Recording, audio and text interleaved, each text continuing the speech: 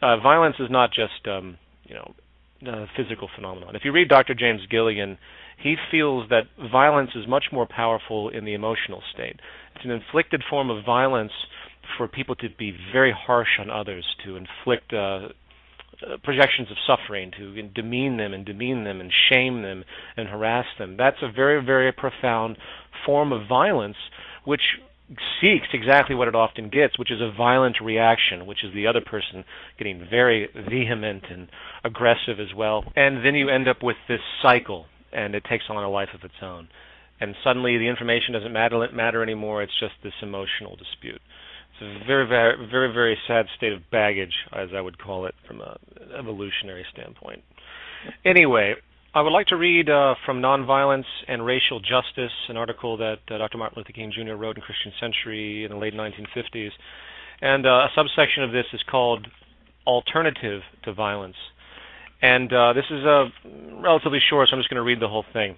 And what he's doing here is explaining what nonviolence is about, and he makes some very relevant comments to the way we should be interacting with our detractors at this stage, especially the really aggressive ones. Quote, "The alternative to violence is nonviolent resistance. This method was made famous in our generation by Mohandas K. Gandhi, who used it to free India from the domination of the British Empire. 5 points can be made concerning nonviolence as a method in bringing about better racial conditions. First, this is not a method for cowards. It does resist.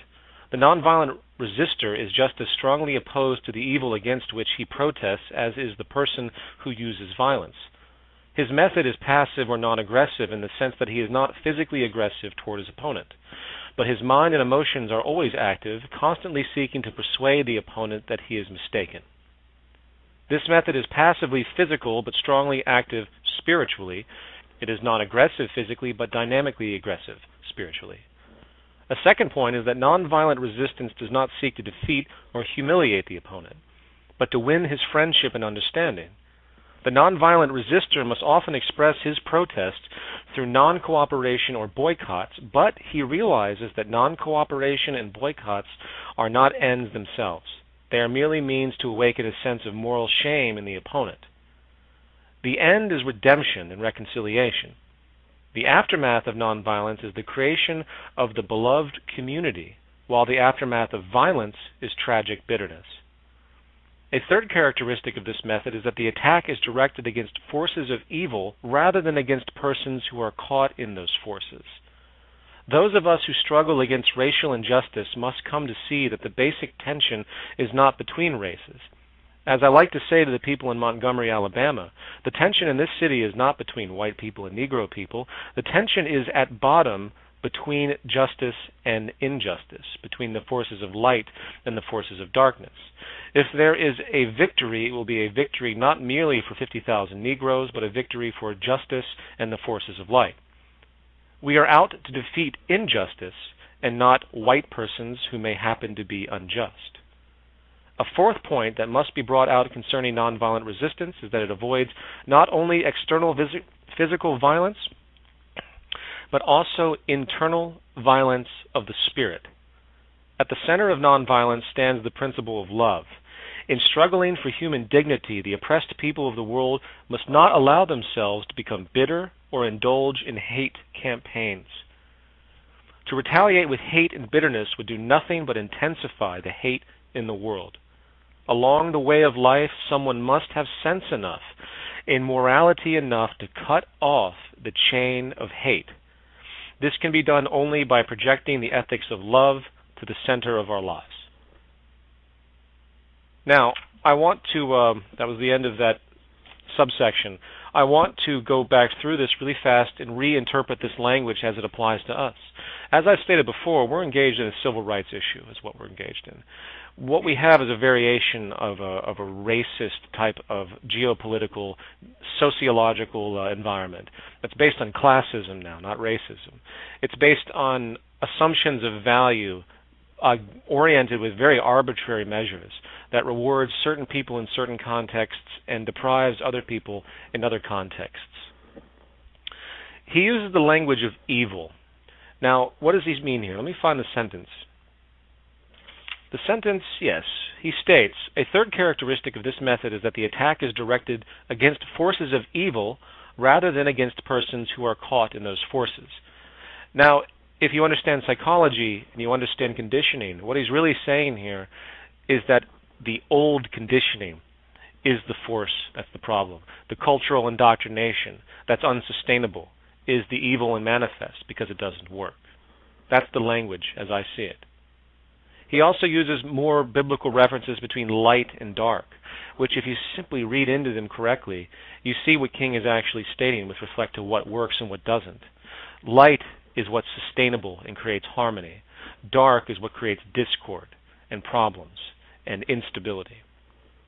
Now, those things pointed out, his overall argument is very, very meaningful and something that I, again, continue to aspire to, and that all of us, I think, should as well. And that is to stop humiliating and berating people. Either avoid them that come at you, or be painfully nice to them. Be so nice that it sickens them. That's the approach that you should take, and that they feel guilty about what they're doing. Now, it doesn't work for many out there that have had heavy indoctrination, but there really is no other alternative to approach. You can get aggressive towards people, but that's not going to do anything. I've been accused of being aggressive towards people, but if you really listen to the way I speak, I'm not actually aggressive towards them. I'm reflecting my own agitation, and that's a little bit different. I very rarely engage in just ad hominem name-calling, and only in very dark times do I really go after and debase myself in such things. And I regret it every time I do it. You push me hard enough, I'll tell you to go fuck yourself. And the moment I do that as a knee-jerk reaction, I immediately stop and reflect and say, you know what did that do? What did that really accomplish? And I want everyone out there to take that to heart when you start to engage this growing anti-Zeitgeist Movement phenomenon that's happening, okay? Because it's not going to stop. As I said many, many months ago, we haven't seen anything yet with regard to the projections against the movement. The hate campaigns, we will be called New World Order, anti-Semitic, Marxist, communist, fascist, anything that can create an overlapping, uncomfortable view, which is being used vehemently right now to get people away from the movement, frankly. That's what they're doing. They're trying to create an uncomfortable association through the prima facie label. Just like if you question the government's actions, you're just a conspiracy theorist. Anything that can be imposed on a group to make them uncomfortable, to show an association, is what's happening right now.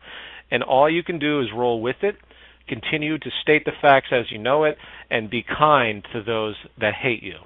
One day, people will realize that science is the ultimate recognition of proving ideas and aligning with nature.